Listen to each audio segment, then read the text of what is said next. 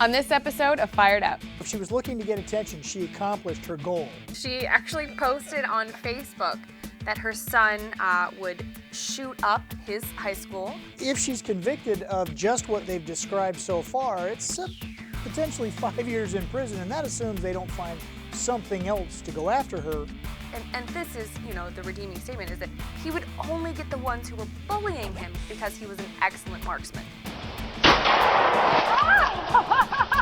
This is the Russian PPSH-41.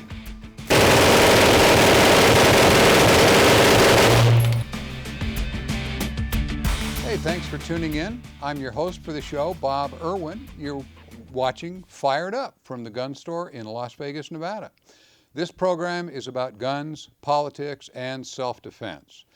On this episode of the show, we have an interesting story from Iowa where a mother decided, because her son was being bullied at school, to make a threat on a Facebook page that her son was going to go shoot up the school.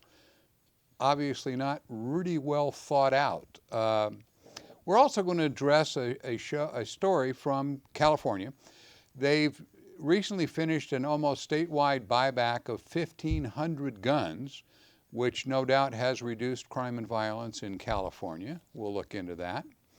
And Washington, D.C. has a new handgun registration requirement, which will take effect on the 1st of January, where every citizen must register or re-register any handgun that they own inside the city limits. Anyway, we're going to start off talking about this lady in Iowa. Once in a while you get a story that separates a few members of society, a few members of our species from the rest of us because they don't think ahead a little bit even as to what the consequences of their act might be. The woman was responding to her son being bullied at high school. She actually posted on Facebook that her son would shoot up his high school because he was being bullied, but that he, and this is, the redeeming statement, is that he would only get the ones who were bullying him because he was an excellent marksman. So he's not going to kill everybody, just the kids that deserve it. After she was done shopping at Walmart, she put this on Facebook, and apparently she didn't think out her actions and think that maybe this would be called a terroristic threat. I mean, apparently she hasn't watched the news about, that people are a little bit sensitive to school been under a rock for the incidents. last, 10 years, 15 years? Yeah. But apparently the Council Bluffs Police Department, they took a little different view than she did. How close-minded of them. Yeah, really. Well, I guess the kid's father also posted a message on Facebook earlier in the month stating that his son was bullied, but no one did anything about it. So apparently, not everybody's reading Facebook. The cops read the first one, but the school authorities, maybe it would have been a little bit better for him to go and actually talk to the school authorities instead of posting it on Facebook, because, everybody reads Facebook. But, if she was looking to get attention, she accomplished her goal. Probably a little more than she wanted, because if she's convicted of just what they've described so far, it's potentially 5 years in prison, and that assumes they don't find something else to go after her when they actually dig into this story. We apparently have a family of geniuses here. The 15-year-old, when he was talked to by the police department, gave them a list of 10 students he would like to hurt, but denies wanting to actually shoot them. His mom agreed to have the son undergo psychiatric examination. Can they do like a 2-for-1? Family plan. Like, you gotta have a family plan. You buy one, get one free kind of a thing? Because clearly he told the cops, like, oh yeah, these are right, this is fine, yeah, those are the ones. It's got a hit list. Oh my God, no. These folks are living in some alternative universe that hasn't existed for quite a while, and they don't believe that there's ramifications for their actions, and they're living in a world that's everyone is so intrigued now about about these kind of folks that I mean, what was that television show that just had an issue? Duck Dynasty or something. So this is kind of like let's look at this family and let's see how bizarre they could possibly act. Well, and unfortunately, I'm sure she's sitting there thinking as she's typing this, I have a First Amendment right to express my opinion.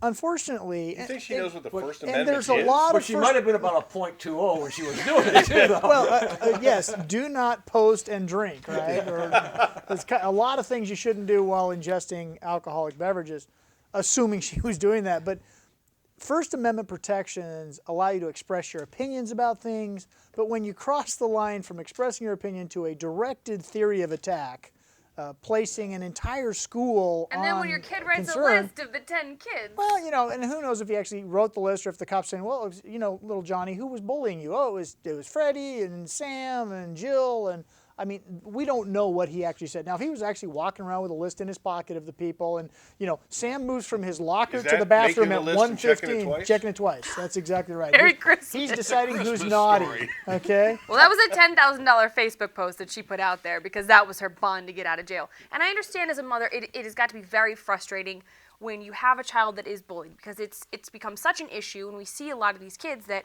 are bullied and that no one reaches out to them or they don't get the help they need. And then, unfortunately, things like this happen and they do shoot up schools or things end up in tragedy because the proper steps weren't taken to prevent those situations. So I can understand how, she would, in her mind, she's thinking, yeah, let's beat up all those kids or this irrational thing. No, But she shoot said it. up. Shoot Shoot up. up. I know. Okay. I Not was beat censoring up. it. I was censoring it. And he But- was only but then going to get she the right says it. ones, right? Yeah, well, because So- he's an excellent marksman, which does that make I it better? respect that. Here's the crazy thing about this. Get out of here. There are lots of ways to react to bullying. I know of a case that happened here in Las Vegas probably 15 years ago now. I'd have to go back and look, where a local attorney's child was being bullied at their school, and they actually filed lawsuits against the school and the parents of the children. I don't know what came from that. There are legal remedies, not to sound like an attorney here, but there are legal remedies that don't go to threatening to kill people or cause harm or maim them. This is like somebody that It's just acts out crazy. on an airplane now. That's right. Everyone is ultra sensitive, and everyone is I just wanted to fly the plane. It was one time, and they said no. Whatever. I'm overreacting. She's lucky that she did it on Facebook as opposed to going to the school, walking into the administrator's office and screaming this at the top of her lungs, because she would not only have gone to jail, she probably would have taken a trip to the hospital on the way. They would have reacted so poorly over this. It is a sick thing to threaten, that they want to hurt other children, because there are ways around this rather than threatening physical violence against, especially shooting another child, whether it's coming from her or her son. I think it's a very disgusting thing for her to threaten. well. Think about. What would the police react when they saw this out of nowhere? They get a report that this is on the internet. It's been taken down, but some officers actually saw it. I can't imagine the speed of reaction they would have. They shut down several nearby schools. I mean, this thing just blew up. What if one of the This is officers' pushing children the went to the school? atomic button here. Yeah. We have schools and universities shut down because somebody called in and said, I saw somebody walking past a school with a long gun-like object, a hockey stick or a rake or whatever, doesn't matter what it is. We will shut down a school on the illusion of a threat, much less an actual, my kid's coming to school, there's 10 people on his list. Parents, get prepared. That's just crazy. I mean, to paraphrase the commercial, that's crazy talk, and not the good kind of crazy talk. Where do you think this little how old was the boy? 15. 15. Where do you think he got this? Does this come under the theory of the apple not falling far from the tree? From the comments, yeah, this is a fairly bizarre family. And Emily wasn't kidding about maybe they can get group therapy because they're all kind of unusual. This is not the way to solve the problem. If your child is being bullied at school, call a counselor. If you think it's worse than that, call a police department. Ask them to look into it. But posting a threat on the internet blind, where the police have no idea what's going on, this child is wrecked now for years. And the people, the kids that were being threatened or the other guys, they're going to have to split this group up into 14 different schools. And this thing is going to go on for a long, long time. Don't post stuff like this on Facebook. Call a school counselor. Don't tell your friends your son might shoot up the school. This is a very serious thing. I mean, we're making a lot of jokes about this family, but this is a very serious thing right now with the problems we've had at schools. Don't make threats of things that are taking place in real life 5 minutes ago. There's other ways to talk to your kids about bullying and getting them the proper help without them also becoming a bully by threatening violence. They can talk to the school and get it handled in some way. Hopefully. We're going to break for some commercial messages. We'll be right back. Don't go away. More discussion on guns, politics, and self-defense when we come back on Fired Up. I can't find anywhere where they show that a crime reduction follows one of these buybacks. Think of how genius this is for a criminal, because They're going to normally, destroy my evidence for me. Exactly. Yes!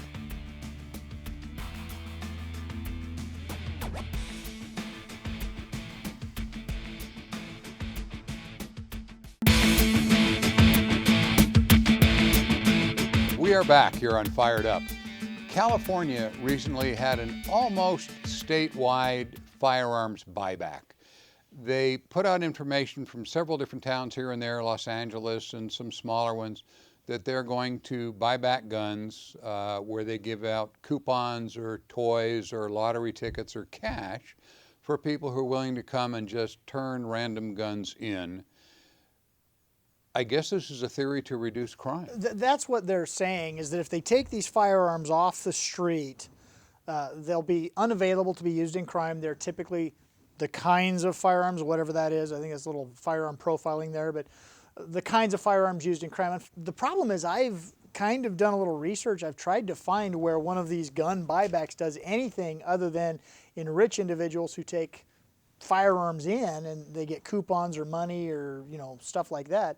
I can't find anywhere where they show that a crime reduction follows one of these buybacks. Yeah, even I'm one of those I persons. was thinking about you. Sorry, I $45 a piece for junk old break top revolvers. Yeah, I did it. I'll admit it. I did it. And did crime go down where you were I standing? don't believe they did, but I know that I've known dealers standing in line watching people come through there to find some. 99% of the stuff that's turned in is junk. It's either junk, broken, not worth anything, antiques, reproductions, but it's that 1% that is really, really nice. Part of my duties on the police department for years and years was to destroy confiscated weapons. And we used to get 55-gallon drums full of revolvers, handguns, and just drums with barrels of shotguns and long guns and rifles. And we had to go, and it was a big hydraulic shear, and I had the guy right from the property clerk check off each individual serial number, and we actually chopped them and threw them in a furnace. And Does that make you sad a little? So sad. Well, like I said, 99% of them were junk, but I tell you, there's that 1% that was just tore your heart out. I've chopped up some unbelievably valuable, rare, historical guns. And you say, oh, okay, just makes another one worth more money. I didn't put it in the outline, Tony, but there was a Storm Guerrera 44 in this that the LAPD is crushing and melting down. God. In nearly mint condition. Tony has to leave now. And of course, the problem with that is it's not a paper gun. Well, I just don't understand it this. would have changed the outcome of World War II if the LAPD hadn't melted this gun down, but it's too late for that. It's unfortunate. It's a feel-good program. It makes people feel good. Oh, I'm turning in this evil weapon, and I'm getting a $50 Kmart, Walmart coupon. Or I'm getting enough to go out and buy a six-pack of Miller Lite tonight. It's a feel-good program. It really, Mike, I'm sure it doesn't accomplish anything. I don't think any crime statistics have ever dropped or shown a rise or drop in any of these areas. And it looks good for some politicians. Oh yeah, we took all of these evil guns off the street, and it had absolutely nothing to do with crime. Do they actually think that the bad guys that have the guns are going to be the ones who go, oh, Oh, they want my gun because they don't want me to use it for anything little illegal. pang Okay, of I got it, conscience guys. there, yeah. And I'm going to bring it in and turn. Of course, the criminals aren't going to turn in their guns. They're going to keep them. It's going to be the good citizens, the legal, rightful gun owners that And a aren't lot of committing these crimes. buyback programs are no questions asked. Okay, so Yeah, now that's what I was. From the legal standpoint, if you've got a firearm that you think might have issues, and the police say we're not going to ask any questions, we're going to take your name down, we're not going to get your ID, just bring it to us, and we'll hand you a possessor credit card for $50. Be a great way to take something out of your possession you don't want the cops You to catch you committed a with. crime. You're trying to hide the gun. We're going to go ahead and give it to them. It's fine. Think of how genius this is for a criminal. Because They're going to normally, destroy my evidence for me. Exactly. Yes. If you get arrested and you have a gun in your possession, that gun is going to be checked and ballistically against crimes. Well, if there's no questions asked, Turn we're it going in. to destroy them. There you This go. is plus I get enough for a little crack cocaine. it's a win-win This is a win-win all the way around. You know, this shows you that politicians, and this is all politically based. This has no basis in reality. But this is about creating a headline, creating some PR that has no basis in reality. And then, like guns in New York, when we sell a handgun, there's the fired case, the ballistic case in there. You know, what about all the big deal with microstamping? All of these things are thrown right out the window on a no questions asked buyback program. It's incredible. You know, they're talking out of one side of their mouth one thing, and then they're talking out of the other side of their mouth the other. Crazy. I know more than one person has come home after one of these buybacks and the spouse has sold their guns or taken them down there. I don't want you to have those in the house anymore, so I gave them to the cops. Oh, what do I do about that? I had one guy call me. He was from California. I told him you need to call a California attorney, obviously, but he had that happen to him. You know, his California, they'd reward the wife. Did you have him call a divorce attorney? I just said, hey, you need some help down there. He goes, and the crazy part was, they weren't great.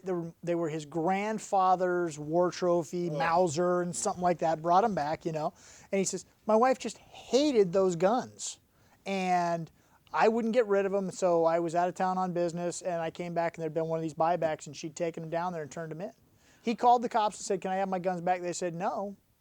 But we don't know, A, we don't know which ones, and B, they had been disposed of by the time he called them, they claimed. So this is just this political hatred pandering. for guns. It really kind of defies the imagination here. I mean, common sense never enters into any of this. No, and it's exactly backwards. If you think about, you know, a community and you have people come and turn in guns, who is going to do that? Certainly not the criminals, because they want their guns to practice their criminality.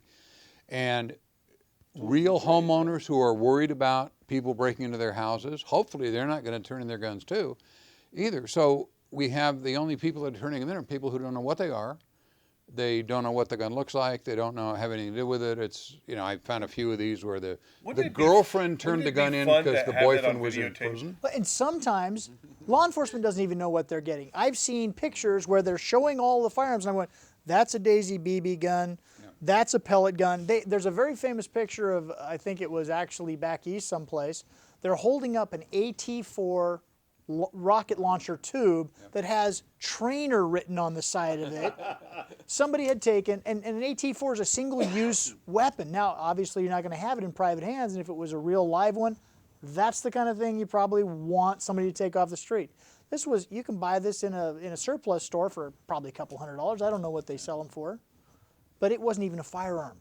And they were proud that they'd taken it off the street. Well, they get a lot of replicas and things like that too. And in the batches that we chopped up, there was everything in there. I mean, there was, you know, like I said, BB guns, pellet guns, replica guns, no guns, wooden guns, guns that were carved look like guns. The sad thing about this is there are some politicians out there who would, obviously they've said it, we want to take all the guns away if we can.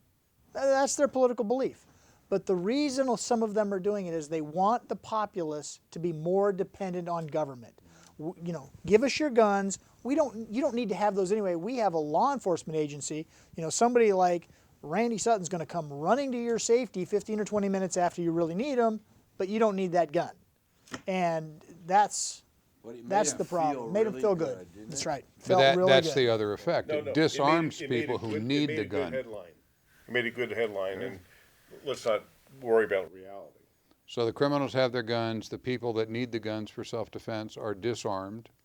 This is Because great for criminals. it's great for Whole criminals, thing. and it costs the governments that do this. You know how much California must have spent Oh, they're rolling in money. picking anyway, up aren't they? 1,500 guns? With all these guys out there taking guns from people and classifying them and so forth and so on. The taxpayer money that went into this that will only serve to increase crime or disarm victims. This is just government crap again, and makes absolutely no sense at all. These guys are not thinking this through like the lady in the first story we just finished. What do the police department really expect is going to happen if they take 30, 40 guns out of this particular community that people voluntarily come give to them? It's going to I reduce crime? guarantee you that Of course not. that the cops know exactly what this is. They know it's a joke. Of yeah. course, they know it's a joke. This is when cops are being used as tools of for political agendas. So we're going to have to break for commercial here again. So I would suggest if you've got a nice gun that you would like to turn in, Call Tony. and just call Tony, or from whatever part of the country, or just bring it into the gun store when you get your next trip to Vegas. We would be happy to accept it for you, no questions asked. So we'll be right back after these words. Don't go away. We'll have more Fired Up when we come back. This is the Russian PPSH-41.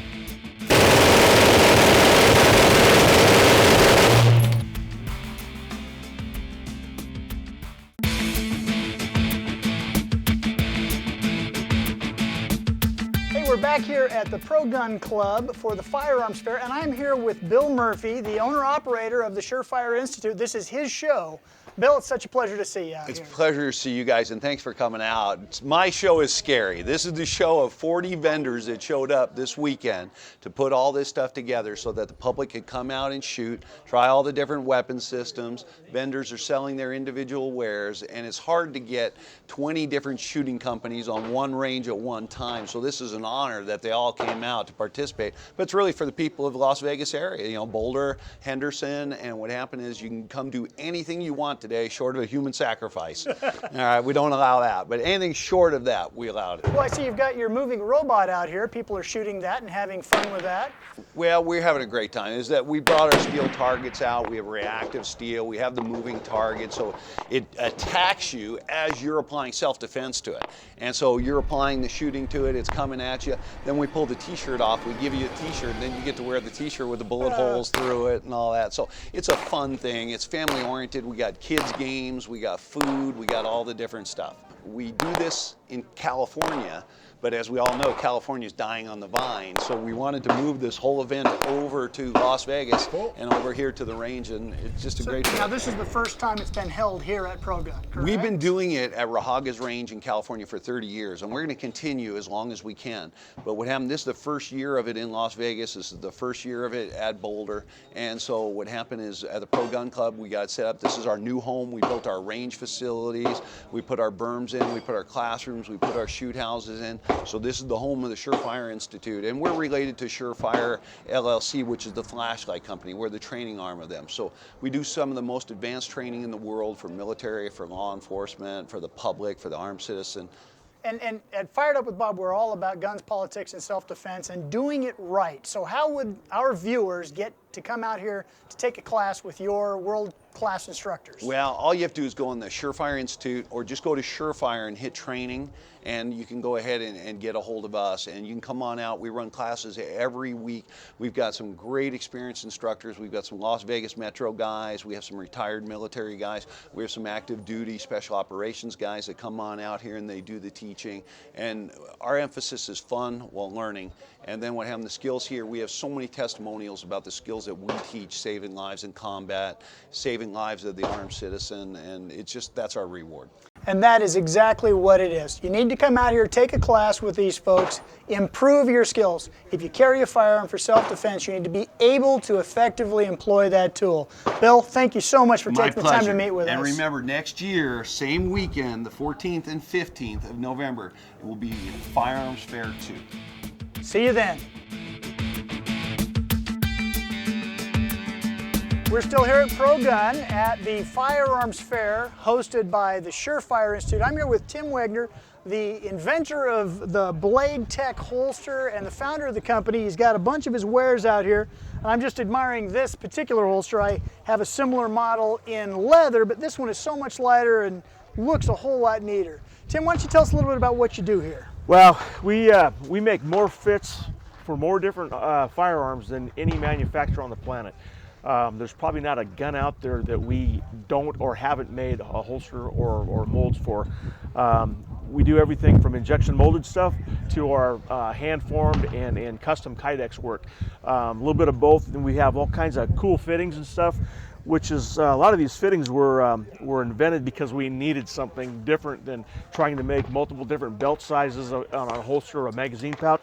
So we have the Tech Lock, which is a multi-functional belt clip that can be adjusted for different belt sizes. It can be put on all kinds of different gear equipment, like magazine pouches, flashlight holders,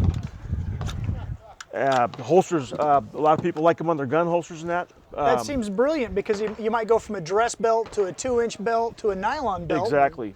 Instead of having a different holster for each one. Yeah, I always told my students and my clients, you need to find the holster that works for you, and you might have to go through 4 or 5, and sometimes it's just how it attaches to the belt. Yeah. The holster's fine.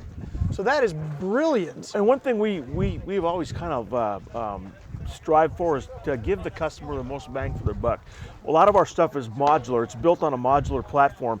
All these belt loops can be interchanged with a paddle or the Tech Lock. We've got our modular mount system. This is a tactical platform that we've done for military applications. It's got the fitting that goes on a thigh rig. You can also put it on a chest rig or a belt rig. So you've got multiple places that you can use your product or wear your firearm, and you can mount it in the vehicle for that matter. So it's just really fun to be in the industry and to be able to innovate and do things, and we've kind of probably been at the forefront a lot of the innovation and stuff, and it's been a great time. Well, I think every time I see a molded holster or a Kydex holster, it always gets the generic phrase Blade Tech. No matter who made it, your company gets the credit for it. I think you're the first in the game. We even get holsters for repair that aren't ours. So let me ask you a quick question, because you can custom build. Do you do custom builds to people's guns? We do custom stuff. For the most part, we have anything and everything, but if somebody has a firearm that they need something done or something different, we will do a custom item. It's a little more involved to do that, but we can offer that. And then what you get with the Blade Tech holster is you get our patented click. Everything goes click, click, click. It's got to be secure. As your slogan says there, carry confident. It's very important to have a good way to carry the firearm. Well, whether it's a firearm or a knife, your gear is only as good as the equipment you carry it in. Yeah. The worst thing to do would be to reach for it and it not be there. Isn't that correct? And if you're jumping out of a plane and you got a knife tied to your leg, if you hit the ground too hard, it's better to have it contained in a Kydex sheath rather than in your leg. Well, and that's a good point, because a lot of the material you have here was designed for military application. Exactly. And that's probably the harshest testing environment possible. So it's going to work well for a civilian who wants to carry too, right? Definitely. And the thing is, being in this industry, we have military guys, law enforcement guys that love to go out and 300-pound gorillas field test and stuff for us, and that's how we've been able to learn and make better products, is to have the guys that are getting out there and doing it give us the feedback to make a better product. So I presume you have a website and a business location that our viewers can contact you. www.bladetech.com. www.bladetech.com. As we always talk about on the show, it is vitally important that if you carry a firearm for your defense and the defense of others, that you carry it in a good quality holster that is in the same location so you can access it quickly. Give Tim's guys a call. Have them get a holster to you. It is a good investment in your safety. Hi, we're still here at the Pro Gun Club at the Firearms Fair, and ran into my good friend Marion Heinbeck, who is the Desert Chapter President of Safari Club International. And I've been a member of Safari Club for over 30 years myself, a long timer. Marion, she's our chapter president. There's all chapters all over the country, and they set up a booth here for, I guess you're doing the kids? Yeah, we put a bouncy house together. We want more family. We just want more family-oriented events. We want kids getting involved in shooting and hunting and all about safety. Safari Club International is all over the world, and we are the local desert chapter. We're all about conservation and education. We've got a big, the national convention is going to be coming here in January Yes, at Tony. Mandalay Bay. It's actually in February, and it's going to be at the Mandalay Bay. Mandalay yes. Bay. Yeah. People from all over the world will have booths there, and we're real excited to have it back in Las Vegas. We've got a couple of our buddies here, a nice bongo and a nice Cape Buffalo. A nice banner, a little booth handing out stuff. I know I'm looking forward to it. I usually, unfortunately, the last couple of years I couldn't make it. I was in Mexico hunting, but I'm looking forward to it this year. Looking forward to seeing you. Great. Thanks so much, Tony. Yeah, we get together every once in a while, the Desert Chapter here. We have get-togethers at members' houses. They show off their trophy rooms, and it's a very social-oriented thing, and we have a great time doing it, and it's good for them. Got to get the young people involved. Absolutely. It's all about the youth. Yeah. Us old people, you know, we can't climb the hills like we used to. No, that's for sure. All right. Thank you very much. Thank you. We'll see you at the convention.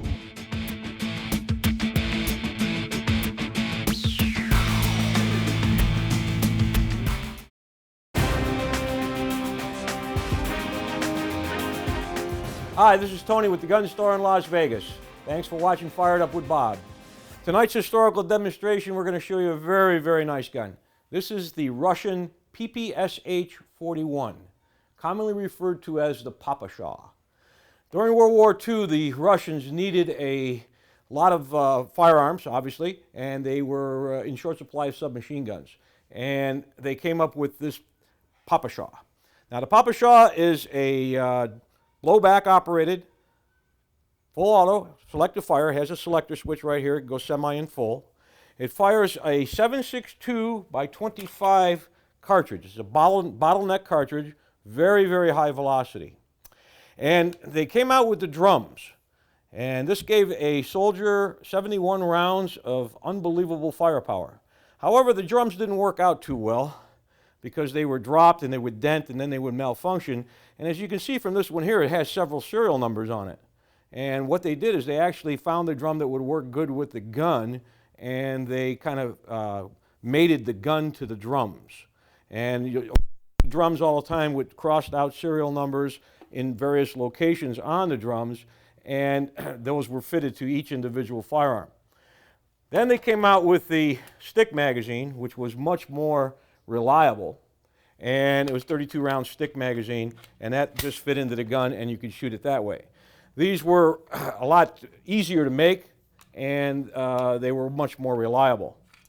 During the war, Germany, being enterprising that they are, captured a lot of the PPSHs, and then they changed them over and converted them for their use. And how they did that is they had this nice little conversion box right here, right? And then they would put that in, that would actually fit into the mag well of the Papasha, and then they could use their standard MP40 magazines, and that would go in there like this. The only other thing you had to do was change to 9mm. The Germans utilized the Russian guns with their own magazines and their own caliber. This was a very reliable gun. It fired from an incredibly fast rate of fire. Normally they were from 700 to 900 rounds a minute. So you could throw out a lot of firepower with these. I know you've seen pictures of the Russian troops actually riding on the Russian tanks advancing, and a lot of the guys had the PPSHs. It's kind of unusual also that this gun here ejects through the top. And when we used to rent it inside the range here with a low ceiling, it was quite uncomfortable because the rounds would go up and hit the ceiling and come down on the clients, which was not good, especially for the ladies with a little low-cut top on. So we reserve this basically for our outdoor packages. When I shoot it in here, I'm going to stand a little bit further back so you get a little bit higher ceiling.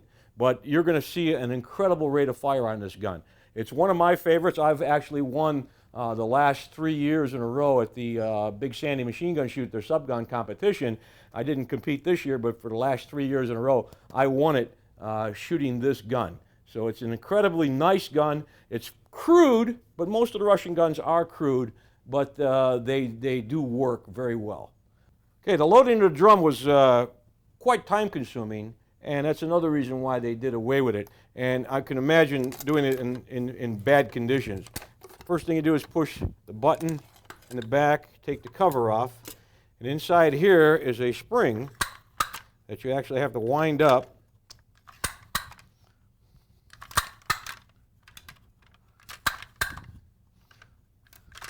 And then you set it down and you start to insert the rounds in the magazine.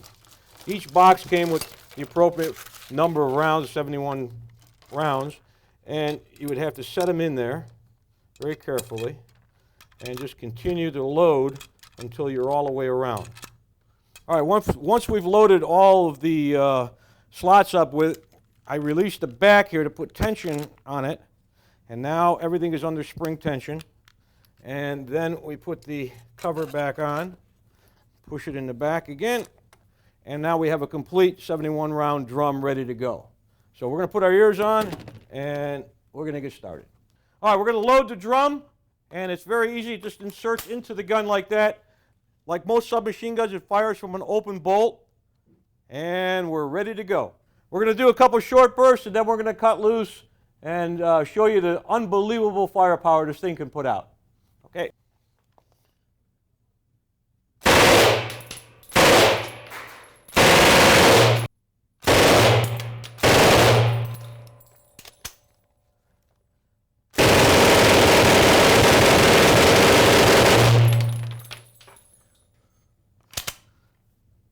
"71 rounds in about a couple seconds." You can see how a little hot, a lot of fun.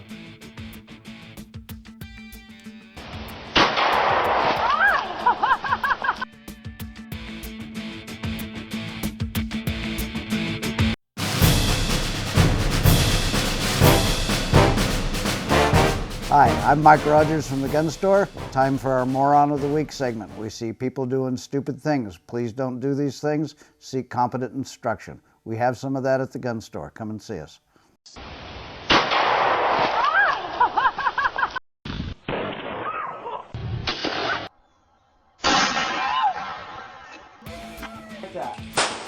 You'll be completely fine. Oh my God.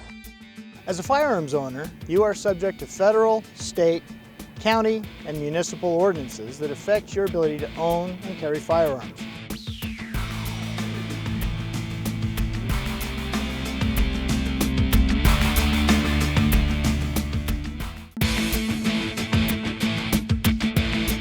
This is Fired Up with Bob and this week's Legal Brief. As a firearms owner, you are subject to federal, state, county, and municipal ordinances that affect your ability to own and carry firearms. It's your obligation to know what these laws are before you exercise this right.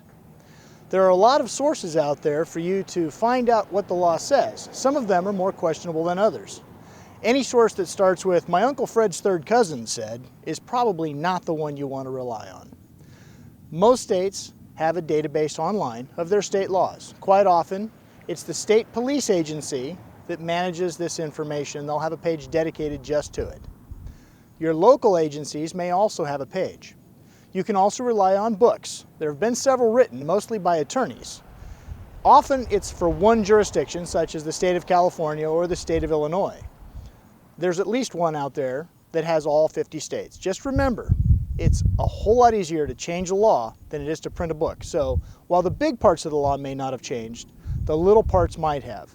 It's your obligation to be familiar with the laws, and that's the first step in making sure you comply with them. And we are back on Fired Up. We've got one last panel discussion in this episode today. There's a new city code in Washington, D.C. that goes into effect the 1st of January. Probably it'll be in effect by the time this show airs. We're very close to that now. And it requires a new city code that requires all of the citizens to re-register their currently registered firearms in D.C.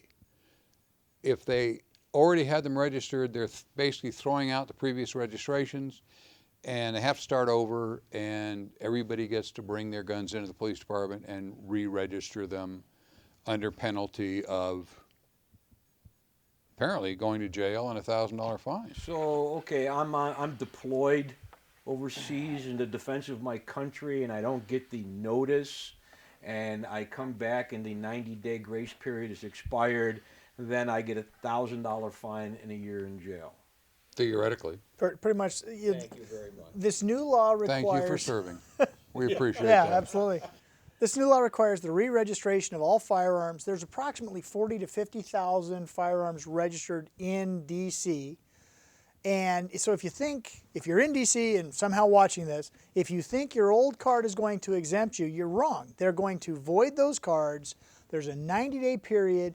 This virtually guarantees somebody is not going to get the firearm registered. And the problem is, law enforcement still has the old records. They suspect they know where all of these firearms are anyway. So are they just going to sit there and compare lists and say, oh, he didn't register, knock, knock, knock? Well, yeah, when the 90 days is done, sure. So they're going to lock up untold There amounts. will be, and here's the crazy part. Oh, God. The registration requirements in D.C. are so onerous.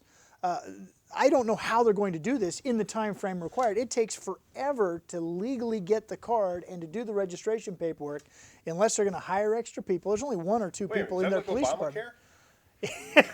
It's a crazy law. And now we have the lovely Emily Miller on the panel, but there's another Emily Miller out there who's a reporter, wrote a book, Emily Got Her Gun, and she actually chronologically went through this entire experience in a series of newspaper articles, and now her book. She's kind of the expert on this because she actually went out after she had a scary experience. She decided to go get a gun, and she thought, well, no big deal, I'll go get a gun. Not so much because she lives in D.C. Now she just barely got her firearm and her card. She's going to have to re-register it now. How long did it take her to do that? My memory's like 11 months. I mean, it was some crazy amount of time because first you got to get this person. There's only one person in the entire jurisdiction who does this stuff, and they only work a couple of days a week. It's just nuts that they're doing this. So now we're going to turn all of these law-abiding citizens who registered their weapons previously, and if they didn't receive the notice, now we're going to turn all of these people, and God forbid they didn't register them, re-register them, a whole new class of criminal. Well, these registrations go back decades. I mean, what if they've moved or the street they were on doesn't exist anymore, et cetera, et cetera? I mean, half of them aren't going to get the notices. What's the crime rate in Washington, D.C.? Isn't it a little... It's got to be Mayberry, very low because they have their guns all registered. Amazing. I don't want to... I'm not for this. I want to be very clear that this is government intrusion. That's known as a disclaimer. Okay, that is because when I was a policeman in New Jersey, we didn't have registration laws. We had different types of laws. But when I became a cop here in Vegas, we did run into a lot of handguns that because they were registered, we were able to get them back into the hands of the real owners because they had been stolen, or they may have been stolen without even their knowledge that it was gone because many people put their guns away and don't look at them again. If we didn't have that registration file, we would not have been able to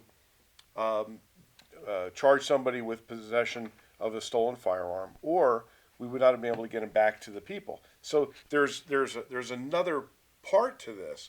It's just that I think what Washington is doing is in retaliation because they had to change their gun laws, and so I think this is the politicians' way of saying, oh yeah, well then here's a little of this for that. But getting back to the reasoning, do you think this will prevent crime, or do you think it would make it easier to solve crime?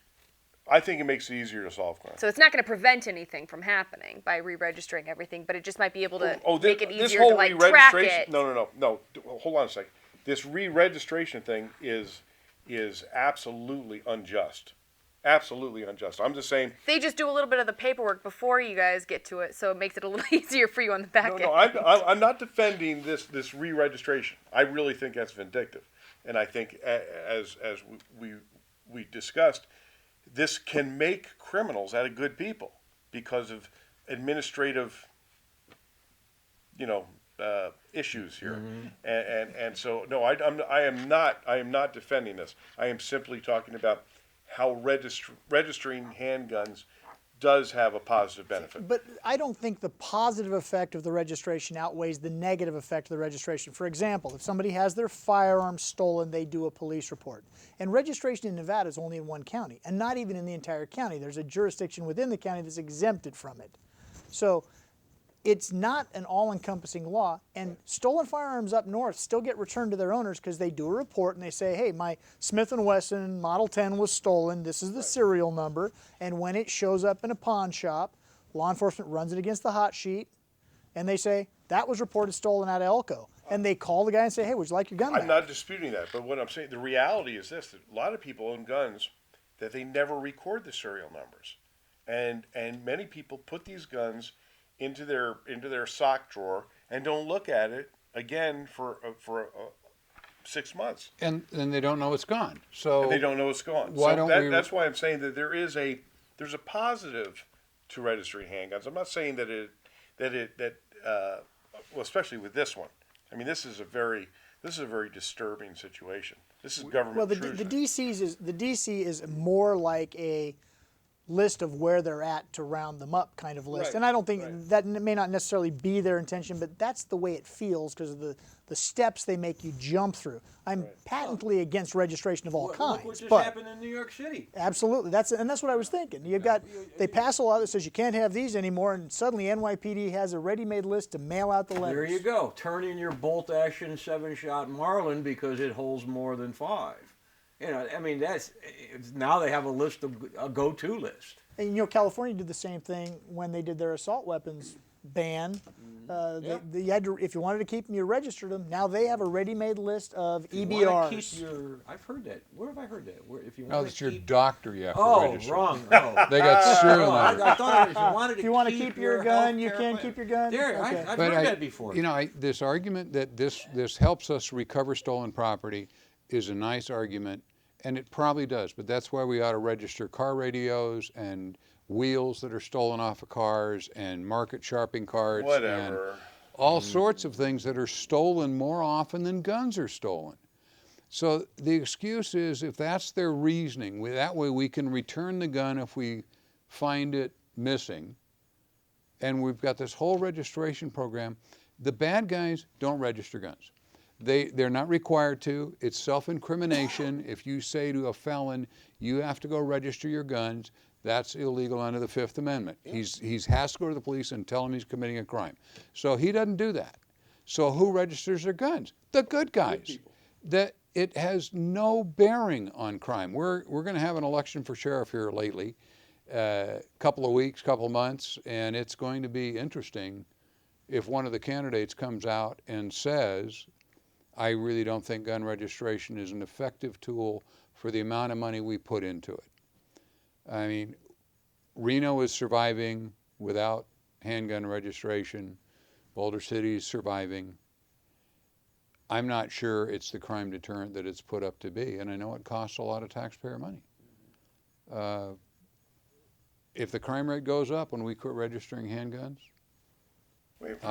don't blame Randy on this stuff now. Don't blame Randy. I am not a proponent of this law as far as Washington, D.C.'s interpretation of it, because this is government intrusion, and this smacks of exactly what Mike was talking about.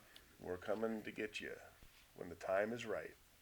We'll see on this one later on. There's the same thing going on in California, and there's going to be a lot of this. We've got a story coming up next week on California doing primarily the same thing. It'll be an interesting couple of months here at the end of the year.